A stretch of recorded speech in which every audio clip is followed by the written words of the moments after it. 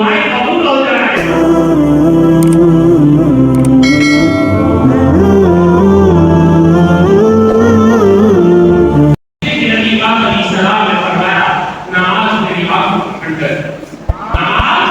میری آنکھوں کی ٹھنڈک ہے. مسلمانوں، امام علی مقام کی محبت کا اگر آپ کے دل میں محبت کا دم کرنے والے ہو، محبت کا دعویٰ کرنے والے ہو، تو صرف زبانی نہیں، صرف زبانی نہیں، آپ نے عمل کی.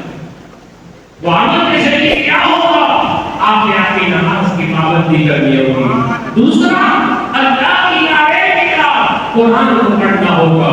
جب آپ قرآن کو پڑھنے والے ہوں گے، تمہارا گھر میں روزانہ قرآن پڑھنے والا ہوگا، تم روزانہ قرآن کی تلاوت کرنے والے ہوں گے، تو مسلمانوں تمہارے گھر میں رحمتیں ہوں گی، تمہارے گھر میں برکتیں ہوں گی، تمہارے گھر میں اللہ کی رحمتوں کا نزول ہوگا. شیاطین تمہارے پاس نہیں آئیں گے، تو تمہارے دل میں ارادے آئیں گے. میرے کی بارگاہ میں التجا کرو، میرے کی بارگاہ میں دعا کرو، میرے رب میری دعا کو قبول کر لے.